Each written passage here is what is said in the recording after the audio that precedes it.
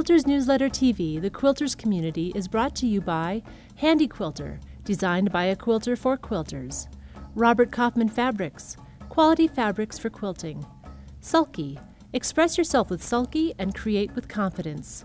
And The Warm Company, inspiring products for creative people. Hi, and welcome to Quilters Newsletter TV. I'm Mary Kate Carpetras, and we're here again with our special guest, Patrick Lose, and very special guest star, Muffy, as part of our 12-part series with Patrick. In this portion of the series, we've been talking with him about how he came to be the Patrick Lose that we all know today as a designer. We started out talking about his childhood and how he got into fine art, moved into theater and costume design, and now we're talking about how he got into the quilting industry. And I believe that my guest here played an instrumental part in that. Believe it or not, quilting, you wouldn't think quilting from this doll, Muffy, Midlife Muffy is what I call her. Midlife Muffy. And actually, we talked before about how I opened a shop in Valley Junction in West Des Moines, Iowa. Mm-hmm. And I was at the time creating a lot of custom clothing for private clients and mm-hmm. bridal gowns and things like that. And believe it or not, if you look at Muffy, a lot of the clothing that I was designing had that kind of a look to it.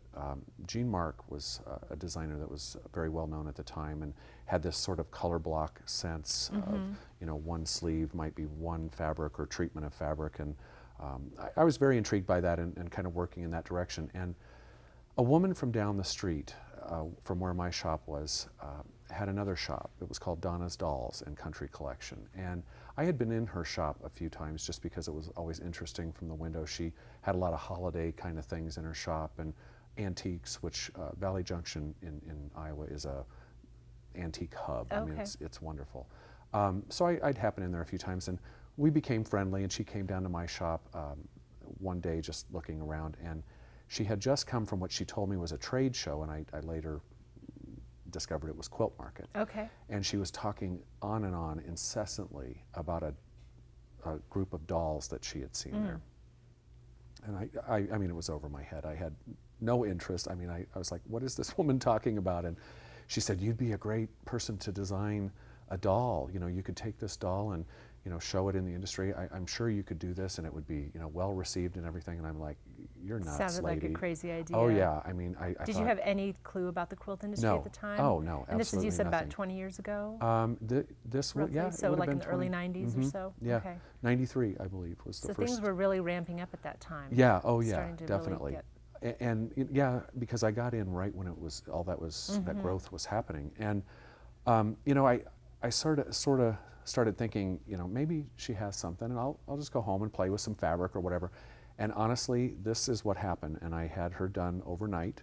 Overnight, I finished this. And I'm going to check out all your scenes. I wanted to, well, don't look too close, No, because it was one of the first. Fantastic. And it's, I just had this idea, the women that I designed for at my shop, and the women that were Donna's customers, the women that sort of frequented this area of town, were very much like the women that I saw all the time in Scottsdale, Arizona, that, you know, they were of a certain age, but would never admit it and always wanted to play themselves as maybe 25, 30 years younger than that age, and they did it with rhinestones, and they did it with bright colors, and it was all in the way that they presented themselves. And I decided that Midlife Muffy was one of these women, and that she was going to be like the epitome of that. She was going to have it all thrown together. Sure. And so I just went wild with, you know, the bright, wild colors. I think those are some old P&B fabrics. And,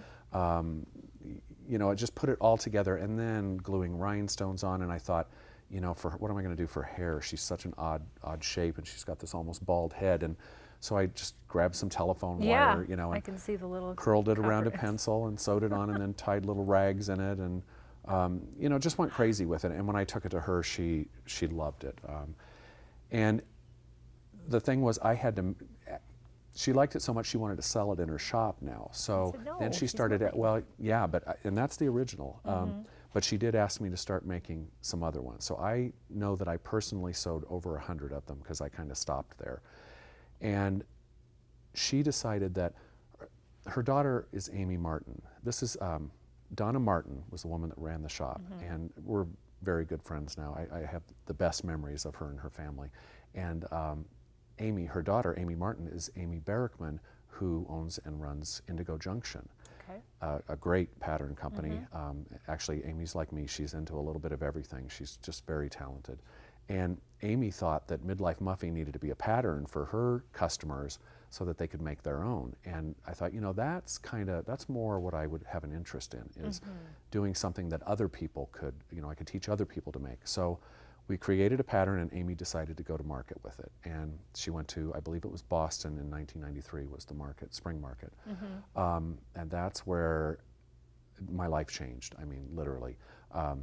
So you weren't there at that market? I did You not just heard go. about it I after just, the fact. I sent the, you know, gave Amy permission to take the pattern, and I think she said she sold over 1,000 at the first market. And Wow. at that same market, a very prominent fabric company, Moda, recognized or saw my work there in the booth, and someone from their company asked Amy if I would have any interest in designing fabric. And I mean, that was like my whole world, you know, and of course I had that interest. So from there I designed my first line of fabric, and I'll never forget going to market with that first line and seeing. How long was the turnaround from? Oh, it was fast. I mean, I can't even believe how fast, because at fall market I had my first line So of from fabric. spring to fall, Yeah. you already had your first was that line quick. on bolts. Yes. Wow. Yes. That is fast. Well, actually, at the market it was on, you know, the headers, the samples that you can show.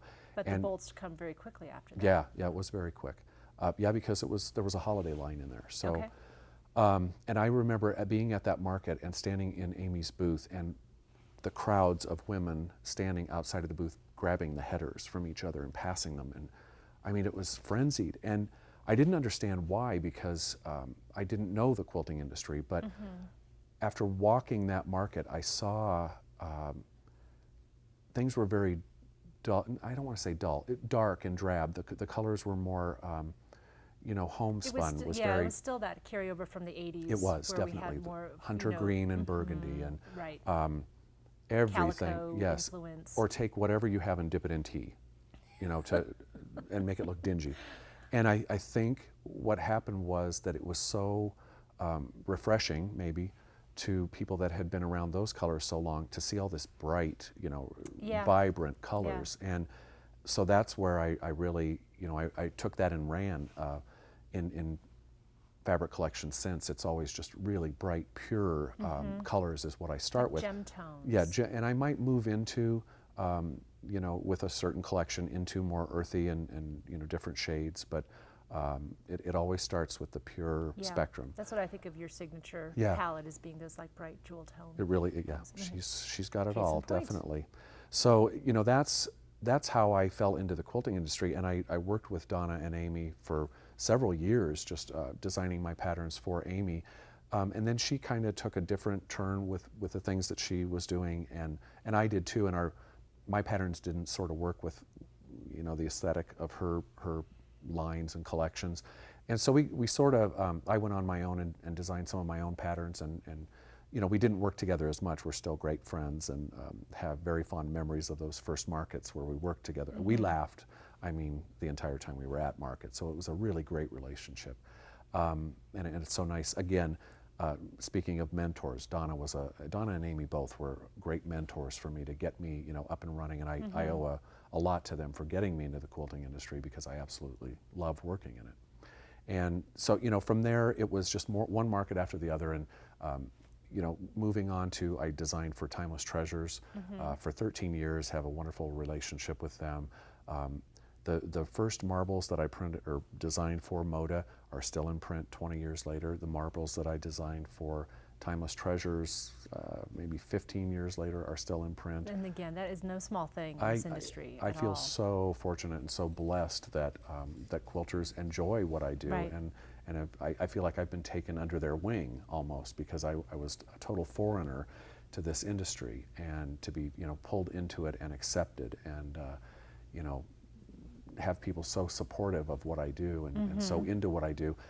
I feel like I'm still kind of doing something theatrical because it's very entertaining. I feel like I'm entertaining people with the fabrics that I design, and it's, you know, it's almost therapeutic for me. And again, turning that around, because then you're giving them the tools to turn around and entertain Yeah. themselves and other Themselves, people in their right. lives and to express themselves. Well, all these quilters that don't think that they're artists, I'm proving to them that they are, because they're taking what I do and just using it as a little bit of what they do. You know, and you have to have an artistic vision to be able to do that. Now, all those dolls that you made back when you were making the dolls, did you sign all of them? Most of them, The I way think you I did. signed her? Any of the ones that, yeah, right right on here? her butt. Yeah, just like a tattoo. Yeah, she's ahead of her time. Just wondering if people out there have their original Patrick They Lowe's might, dolls. you yeah. know. They Hold just on to might. them. A lot of them appeared also in Better Homes and Gardens. We did a whole range of them. The American Gothic characters in the Grant Wood Yes, painting. I did yes. versions of, you know, the same shape doll, but in that vein. I did characters from the Nutcracker. I did Santa I would love and to see elves those. and, If yeah. anybody out there has any, go to quiltersnewsletter.com and email them Let to her us, because know, I yeah. want to see them. Yeah, it was a lot of fun. I really enjoy it. It's such a strange thing to have catapulted me into the quilting industry, though. A doll, you know, who'd have thunk? Not me. Well, thank you so much for bringing her. I mean, sure. I imagine she holds a place of honor Yeah. in your studio Yeah. somewhere, which as she should. She's in great shape. I mean, none of the jewels are coming off or anything. It's fantastic. Well, thank you so much for bringing her. Sure. And we're going to be talking more about where that's led you What I'm today, doing what now, you're doing yeah. now. We're going to be covering that in our next episode. And if you wanted to catch up with any other episodes featuring Patrick, please go to quiltersnewsletter.com, and we will see you next time. Quilters Newsletter TV, the quilters community, is brought to you by Handy Quilter, designed by a quilter for quilters. Robert Kaufman Fabrics, quality fabrics for quilting. Sulky, express yourself with Sulky and create with confidence. And The Warm Company, inspiring products for creative people.